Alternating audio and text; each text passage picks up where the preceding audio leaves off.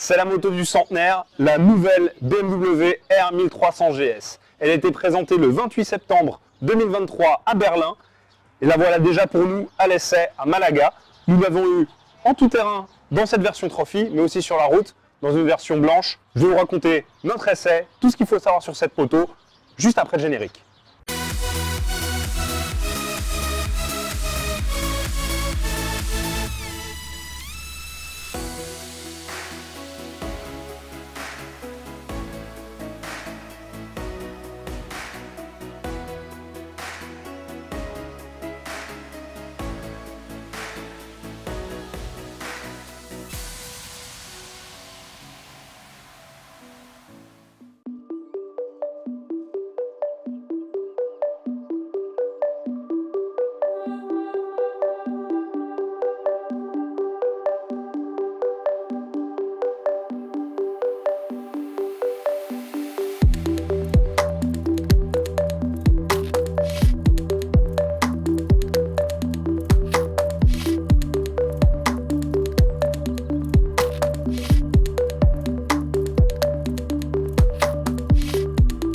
La voici toute propre, en blanc, la R1300 GS. Remplacer une icône telle que la 1250, c'est forcément difficile, mais c'est pas la première fois que BMW remplace une GS.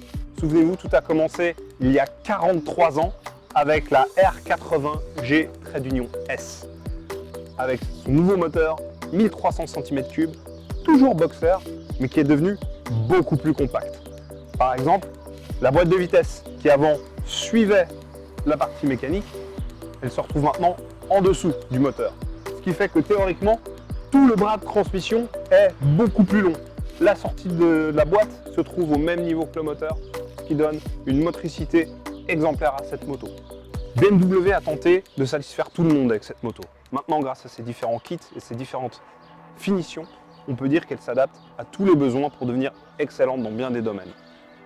Regardez par exemple ces protège-mains. Ils sont des clignotants intégrés à LED.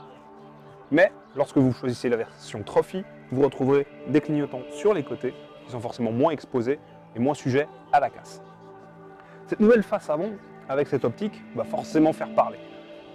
Par le passé, on pouvait critiquer l'aspect asymétrique de cette optique. Maintenant, on est passé à une optique unique qui utilise des LED.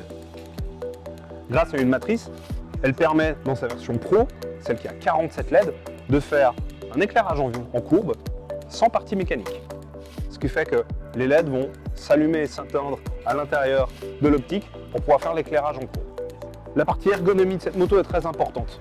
Le triangle de position entre la selle, les repose-pieds et le guidon peuvent être adaptés en fonction des besoins.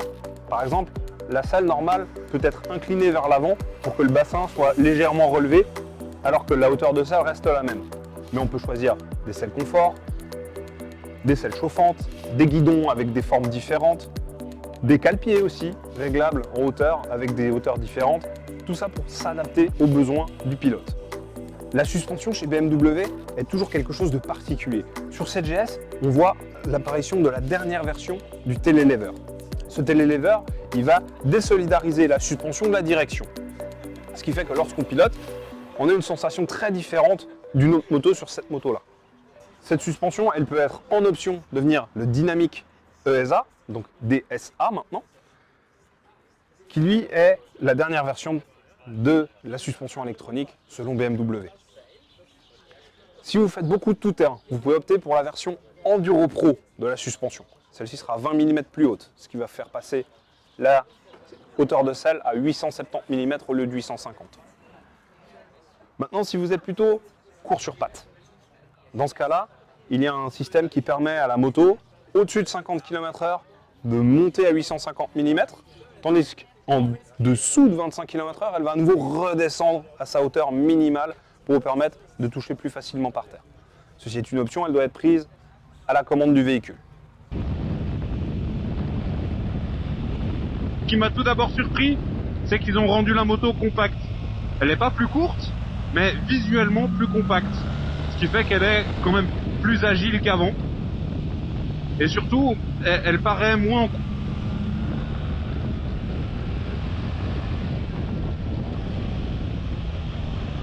Usage routier grâce au pack qu'ils ont conçu, elle s'améliore. C'est-à-dire que avec la vitre en position haute et les déflecteurs, on a une protection au vent qui est absolument énorme. Elle est meilleure que sur la 1250. Pour qui voudra voyager correctement configurée, la R1300 GS est un atout.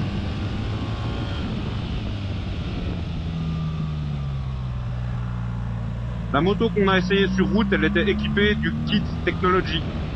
Ça veut dire qu'elle a le feu à LED Pro 47 LED, ainsi que le radar pour le régulateur de vitesse actif et le radar qui surveille les angles morts à l'arrière de la moto.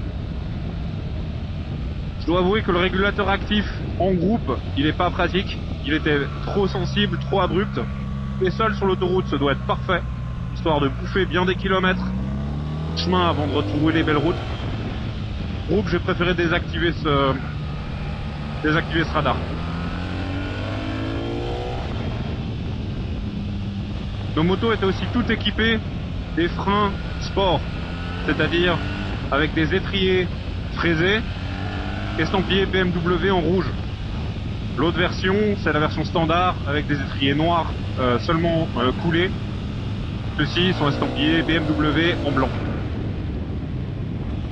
L'avantage de la version sport, c'est qu'elle dissipe mieux la chaleur, ce qui fait que avec un passager et beaucoup de bagages, on pourra freiner plus longtemps avant de sentir une différence au levier.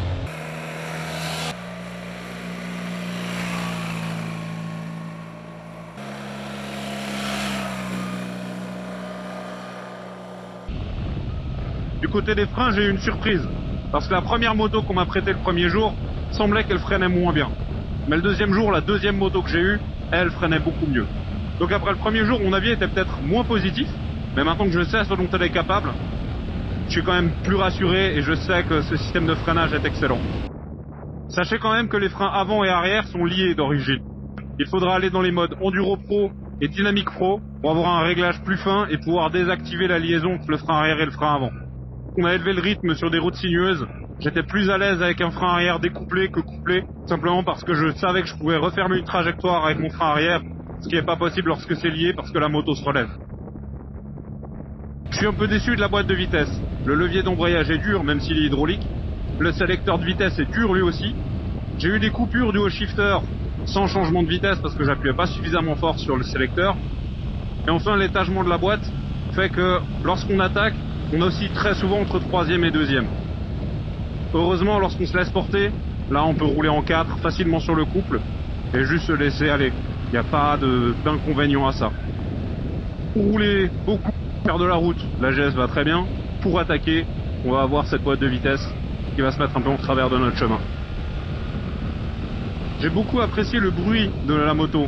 Il est moins fort qu'auparavant, mais toujours très caractéristique et satisfaisant. En tout terrain maintenant, alors je suis très content d'avoir suivi le cours du Enduro Park Class Tour dans le sud de la France, car sans eux, je n'aurais jamais été capable de faire ce qu'on a fait aujourd'hui avec cette moto. Reste qu'elle est très accessible. Grâce à son moteur boxer, elle a un espèce d'équilibre naturel qui est inné, ce qui fait que même un débutant peut se sentir à l'aise sur cette moto. Une fois équipé des crash bars et des clignotants rapprochés du carénage, c'est aussi plus rassurant de se servir de cette moto-là en tout terrain. La dernière fois que j'avais fait du tout-terrain, c'était en novembre 2022 sur une 1250 GS. Donc je suis plutôt content de commencer par un warm-up, histoire de retrouver des repères. Ce que j'ai immédiatement remarqué avec la 1300, c'est que les cylindres sont massifs, mais le reste de la moto est plutôt fin. Ce qui fait qu'entre les genoux, en position debout, on a une excellente position pour évoluer sur les ateliers proposés. Après les exercices de maniabilité, on a pris la route pour se rendre dans une carrière attenante. On y empruntait des routes à la limite du carrossable, avec parfois des épaisseurs de cailloux roulants pouvant atteindre 15 à 20 cm. Bien en appui sur les cale-pieds, on profite du couple de la moto pour se laisser emmener. Grâce au Metzeler Carro 4, le grip est assez bon et on progresse facilement. Dans les parties plus roulantes, on a envie de passer les vitesses au shifter, mais étant donné les à-coups que ça donne dans la transmission, on préfère utiliser l'embrayage et ménager la mécanique. Dans ce terrain, notre guide nous a recommandé de désactiver le contrôle de traction. Dans mon cas, je sais ce que le mode Enduro Pro est capable de faire et combien il assiste le pilote. Donc j'ai laissé le contrôle de motricité sur minimum. Pour retourner à l'hôtel, on a ensuite utilisé une piste sur une bonne distance. J'étais très à l'aise parce que la suspension fait un travail remarquable pour absorber les chocs et le freinage ABS Pro permet de servir du frein avant sans crainte. Dans cette configuration-là, pas besoin d'avoir la suspension avec une course plus longue. Pour un tout-terrain un peu plus exigeant, ok, ce sera nécessaire. Comme je l'ai dit au début de la partie tout-terrain, l'atout de la 1300 GS, ce sont les 12 kg qu'elle a perdus et le réservoir qui se retrouve beaucoup plus fin au niveau des genoux du pilote. Ceci couplé au boxer qui donne cet équilibre naturel à la moto, en fait une moto qu'on a autant envie de rouler sur route qu'en tout-terrain. Pour terminer, on a emprunté le lit d'une rivière asséchée. Là aussi, une grosse épaisseur de cailloux roulants rend plus difficile la progression. Si on s'arrête, c'est très difficile de repartir. Heureusement, le couple et la stabilité de la 1300 GS permettent de passer sans encombre. Je vous remercie d'avoir suivi la vidéo jusqu'ici. Il y aura plus de détails dans mon essai écrit qui est gratuitement lisible sur le site acidemoto.ch et je vous dis à bientôt pour un nouvel essai vidéo.